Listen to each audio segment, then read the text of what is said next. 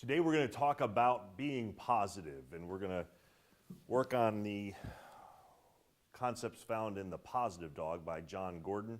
It's a story about the power of positivity, a 98-page book, copyrighted in 2012. Get this book, quick read, and you're going to learn a lot. We're going to talk about that today. So first of all, Gordon talks a lot about dogs. I've got a few myself. This is two of them. This is my daughter, Parker. She's my 2000 model. And our two dogs, this is Bishop, and that's Bear. They're both black golden doodles. And in the book, Gordon talks about kind of some concepts. He said, you know, if a dog could do something that a human would want, what would it be? And a dog would love to speak. But on the back side of that, if a human could do something that a dog can do, what would a human do? And that is live in the present. Dogs are always living in the present, and humans, you know, we all could use that. And so we're going to talk about living in the positive present today. Really, this book is paraphrased, and Gordon even talks about that.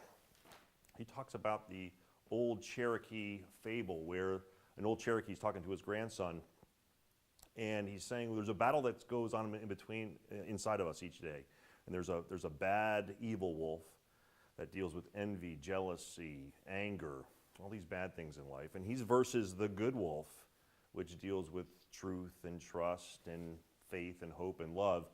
And there's a battle that goes on each and every day. So the grandson asks the Cherokee, he goes, well, who wins the battle?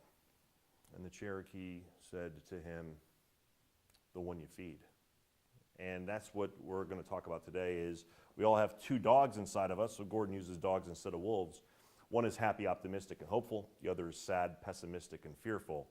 And you become the dog you feed. So feed the positive dog, and big problems will subside. So we're going to talk about this first part today on starving the negative dog. We're going to talk about trying to get rid of the negative part so we can make room to put the positive in our life here. So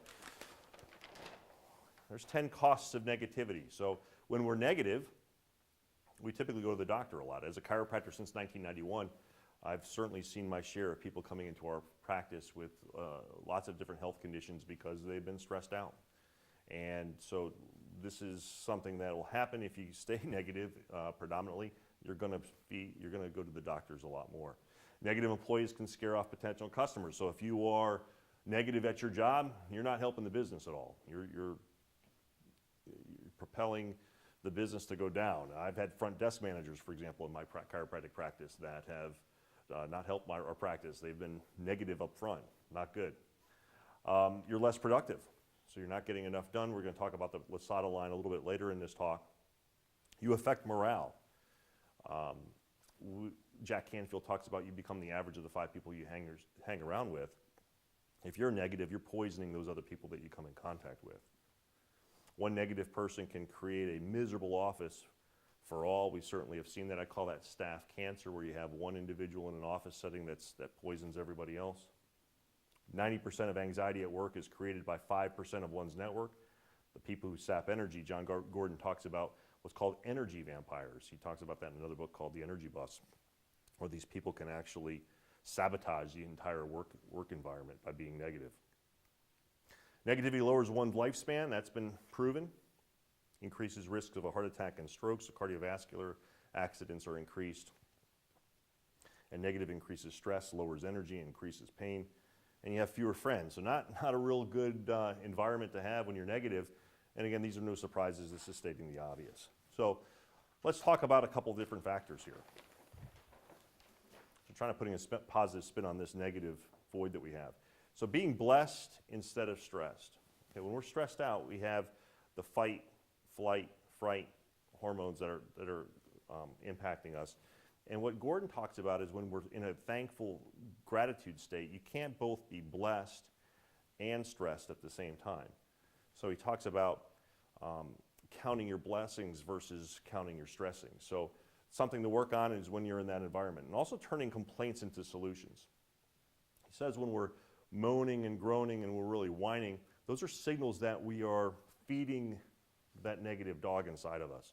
So just really be cognizant of the fact that when you're in that round of complaints that you're trying to feed the wrong dog, and just get more solution-oriented versus complaint-oriented. Next thing is called challenges or opportunities. And really there's a concept that Gordon talks about. It's called faith over fear. And he says the most important decision we can make is to choose faith instead of fear. All negativity is rooted in fear. Complaining, anger, jealousy, and sadness are ultimately caused by fear that expresses itself in negative ways, which we've already just talked about. Faith fills you up with hope, optimism, and inspiration. Faith helps you turn challenges into opportunities. You know, they say that God gives you gifts wrapped up in problems. The bigger the gift, the bigger the problem. So use these challenges to go ahead and propel. There's a book called The Obstacle is the Way by Halliday, and it's just a great book. The way to something is usually through something. It's kind of failing forward. So they say if you want to double your success ratio, double your failure ratio. Again, using these opportunities to go ahead and get you, or these challenges to get into opportunities is a good thing. And kind of really reflect on your negativity. Darkness is there for a reason. It helps us see the stars. Really get your perspective check as far as what negative people are around us. Okay, helps you kind of grow. Some of the worst things that have ever happened to me have helped propel me to bigger and better things. So I've kind of recognized that some of those negative times or negative people around me, they've served their purposes. My wife always talks about the peaks and valleys of life, and we kind of go down, and then eventually you're going to come right back up. So recognize negativity and kind of embrace it. And then we're going to talk about the Lasada line. So the Lasada line is named after a psychologist who talked about what's called the positive versus negative, or the positivity-negativity quotient, basically, and said that really he found 2.90 positive things to 1 negative thing is a good ratio to be in to really have a good business environment, a good relationship with others, and he found that balance. So that old school concepts where coaches used to yell and scream at players all the time in those team environments doesn't work anymore. Being positive at least 3 times to 1 is those are good relationships. We unfortunately we live in a lot of environments where it's two compliments to 1 criticism, or 1 compliment to 1 criticism, or 3 criticisms to 1 compliment. So this becomes off center. They find that actually 5 to 6 is kind of the perfect team environment, and perfect marriages are kind of in that 5 to 6 positive to negative ratio here. So they also say they can get too much. If this gets into the 11, 12, 13 mark, that can be dangerous, become disingenuous and fake, so to speak. So this is a situation where this Lasada line is a critical thing, not only in relationships, but also team environments. Basically, you want to have the positivity up here and the correction down here. Again, 3 to 1 with 4, 5, 6 to 1 is really what the focus is. So again, the Lasada line, a very important part. So we're going to just go over just a couple things. There's 7 things we're going to talk about as far as starving this negative dog, getting rid of negativity in your lifetime, in your life. The first one is turning off the news.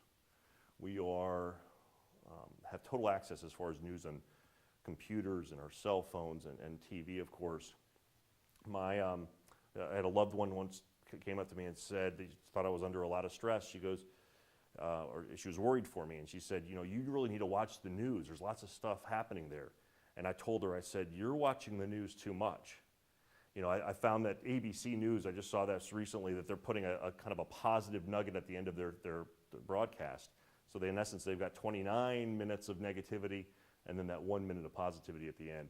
So basically they're trying. So basically, turn the news off. That'll help starve your negative dog. Don't participate in gossip. They say great minds talk about ideas, medium minds talk about things, small minds talk about people. Gossip can actually feed your positive or feed your negative dog inside you. Don't participate in it, that'll starve your negative dog. Turn complaints into solutions, be solution oriented. We talked about that. John Gordon has a book called The No Complaining Rule. Read that as well. That will be solution oriented, will starve your negative dog. Identify the negative stories you tell yourself and replace them with positive ones. Visualizing positive thoughts is very important. My son plays baseball for a college team, and one of the things that we learned through our baseball world is a coaching point one time is when you're on deck and ready to go up the bat, is to try to visualize that best hit he's ever had, the the biggest home run he's ever had, and kind of smell it and feel it and visualize that before he gets up to plate. And again, talking to yourself positively, kind of replacing those positive stories with the negative stories that surround us. We talked about replacing faith over fear. And then see negative people as teachers who help you become more positive. I just listened to Joel Osteen. He had a segment on one of his program called Blessed by Your Enemies. It was on his channel. And it actually just talked about how those individuals that come into your life sometimes that, wow, why is that person in there? They've kind of helped guide you sometimes and bring you to the right things. And I've certainly have seen the negative things that have occurred in my life have kind of helped propel me to where I am today. And last but not least, choose positive words instead of negative words. No stinking thinking.